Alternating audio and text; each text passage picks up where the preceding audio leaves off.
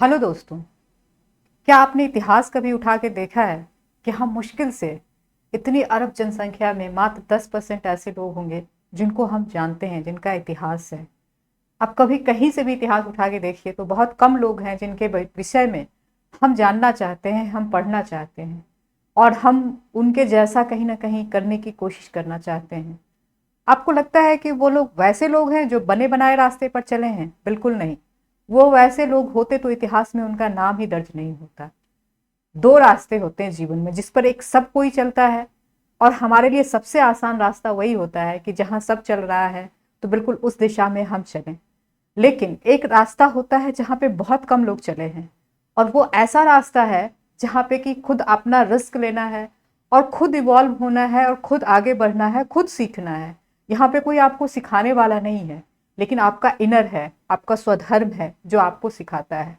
तो आप देखेंगे कि जो भी ऐसे लोग हुए उन्हीं का इतिहास में नाम दर्ज होता है।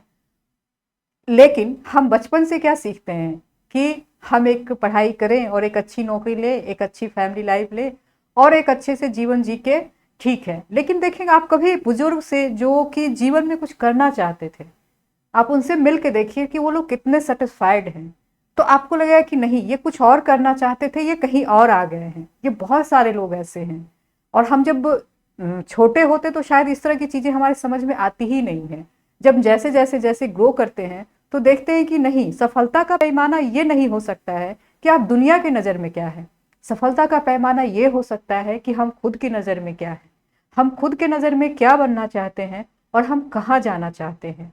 लेकिन जब हम ये सोचते हैं तो हमको उसके लिए रिस्क लेना पड़ता है और जो भीड़ है उससे अलग चलना पड़ता है।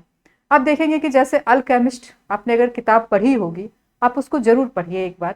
तो आपको लगेगा कि नहीं, हम सबका स्वधर्म है, अलग अलग है, और हमको उसको ढूंढना पड़ता है, हमको उसके लिए चलना पड़ता है, हमें उसके लिए रिस्क लेना पड़ता है, हमें उसके लिए मतलब किसी भी हद तक गुजरने की जब हमारे अंदर तमन्ना होती है तब जाके हम उसको अचीव कर पाते हैं। तो मैं यही कहना चाहती हूँ कि अपने अपने स्वधर्म को पहचाने, अपने अपने जो जिज्ञासा, अपने से क्वेश्चन करें कि हम क्या हैं, हम क्या बनना चाहते हैं।